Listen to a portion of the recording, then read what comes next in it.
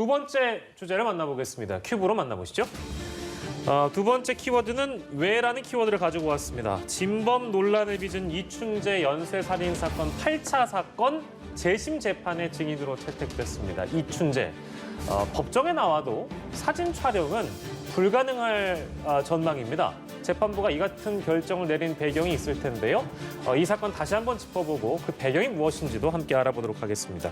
이춘재 연쇄살인 사건의 8차 사건은 무엇이었는가? 손정혜 변호사께 먼저 좀 정리를 부탁드릴게요. 이 8차 사건은 과거에는 이춘재 그 화상 연쇄 살인 사건의 모항 범죄로 알려지고 있었지만 실제로 이춘재가 했다라고 지금 확인되고 있는 상황입니다. 88년경이고요. 13살의 소녀가 집에서 잠을 자고 있었는데 범죄자가 집으로 침입을 해서 성폭력을 해서 살해한 사건이고 그 당시에 여러 가지 이제 증거를 제시하긴 했지만 국가수의 어떤 감정 결과를 토대로 인근에 있었던 윤모 씨가 범인이다 이렇게 검거가 됐고 윤모 씨가 1심에서 자백했다라고 하고 유죄가 인정돼서 무기징역형이 선고됐고 2심부터는 이건 강압에 의한 자백이었기 때문에 억울하다라는 취지로 변론을 했지만 모두 다 기각되고 무기징역형을 살다가 가석방이 돼서 나와서 재심 사건으로 이제 준비를 하는 과정에서 이춘재의 핵심적인 어떤 DNA 검사가 나오면서 진범이 이춘재다 이렇게 알려지게 된 사건입니다. 뭐 이춘재도 이 피해를 본 윤모 씨에 대해서 미안함을 전달하면서 자신이 법정에 출석해서 진범이라고 말할 거다 뭐 이런 의지를 밝힌 적은 있습니다만 아무튼 그 실제 모습을 촬영하기가 불가능하다. 처음에 제가 언급한 대로 사진 촬영은 불가능한데 방청은 허용했습니다. 그 배경이 뭔가요? 법원 조직법에 보시면 법정 안에서는 재판장의 허가를 받아야지만 촬영과 녹화를 할 수 있게 되어 있습니다. 우리나라 법에는 이거를 어긴 경우에는 20일 이하의 감치라든가 100만 원 이하의 과태료를 처해 놓게 되어 있는데 근본적인 취지는 법정 안에서 다양한 이야기가 오고 갈 수 있는데 타인이 들어와서 녹음을 하게 되는 경우는 사생활 침해의 우려나 재판 과정이 왜곡돼서 재판 결과에 영향을 미칠 수 있기 때문에 법정에 허가를 받으라고 하는 것이고 이 사건 재판부는 허가하지 않겠다라는 것입니다. 그리고 우리 과거의 국정농단 사건에도 일부 촬영을 허가한다고 하더라도 초반부만 살짝 촬영을 허가했을 뿐 법정 선고 내용을 공개하는 것 이외에 상세하게 법정의 내용들을 녹화하는 것은 모두 다 금지된 상태이기 때문에 이 사건도 공개 재판은 하되 공개 촬영은 불가능하다 이렇게 보시면 될 것 같고요. 특히 이 사건은 이춘재가 피고인으로서 재판받는 사건이 아니고 재심 사건의 증인으로 출석하는 증인의 신분이기 때문에 수많은 범죄를 저지른 굉장히 어떻게 보면 악독한 범죄자인 이춘재이지만 또 증인으로서의 선서에서 증언하는 절차는 보장을 해줘야 돼서 질서 유지 차원에서도 촬영은 허가하지 않겠다라는 게 법원의 입장입니다. 증인에 불과할 뿐이고 규정상 아무튼 촬영이 불가하고 그 이외의 사례들도 잠깐 언급했습니다만 아무튼 뭐 변론 개시 그 전까지만 잠깐 보여주고 그 뒤에는 이제 촬영이 허용되지 않는다는 점 짚어주셨어요.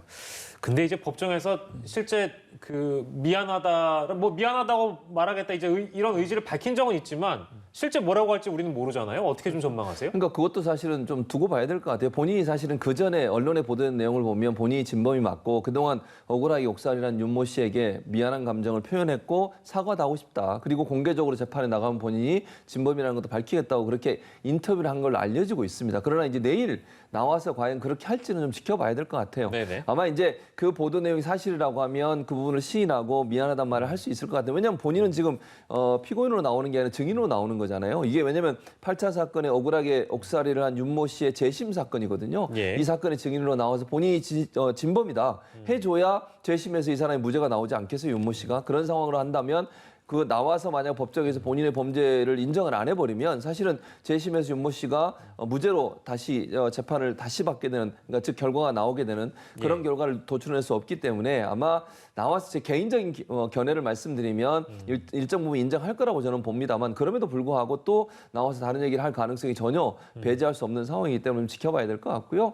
뭐 본인 입장에서야 지금 뭐 인정하고 안 하고가 크게 본인한테 영향을 미치는 요소는 없거든요. 사회적 비난은 받을 수 있겠지만 그런 차원이라고 하면 윤모 씨의 재심 법정에서 증인으로 출석하겠다고 본인이 또 나오겠다고 했다는 걸 보면 했다고 하는 걸 보면 아마도 시인할 가능성이 높지 않을 그렇게 예상은 됩니다. 그렇게 예상을 해주셨고 그리고 이 관련 이 8차 사건과 관련해서 그 당시 화성경찰서 형사계장이라는 분이 있는데요.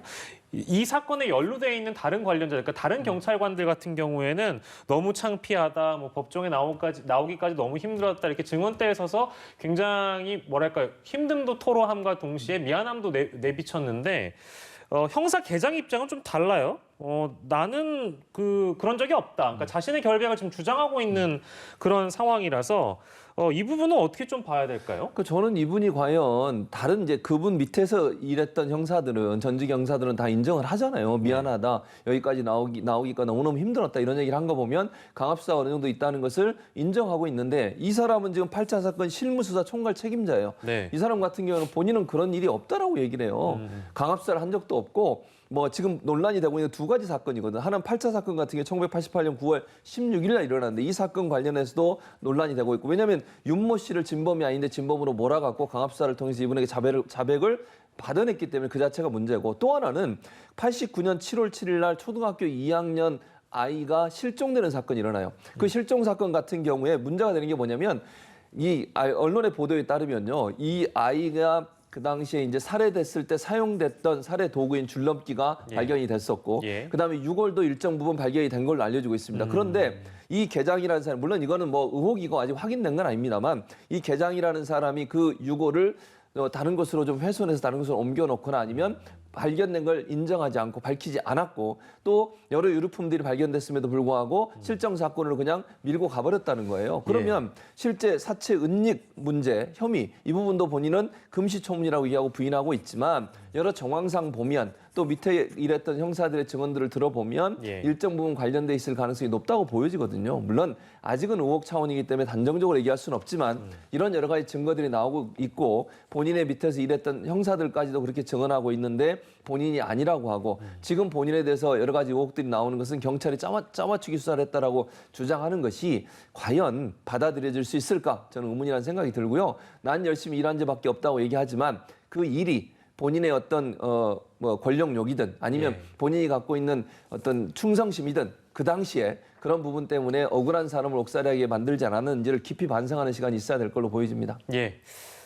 다른 경찰관들과는 대조를 이루고 있는 형사계장의 입장과 더불어서 그 태도는 어떻게 봐야 될지 그 얘기까지 해봤습니다. 다음 달 2일이네요. 11월 2일에 이춘재는 과연 법정에서 어떤 진술을 할지 지켜보시도록 하죠.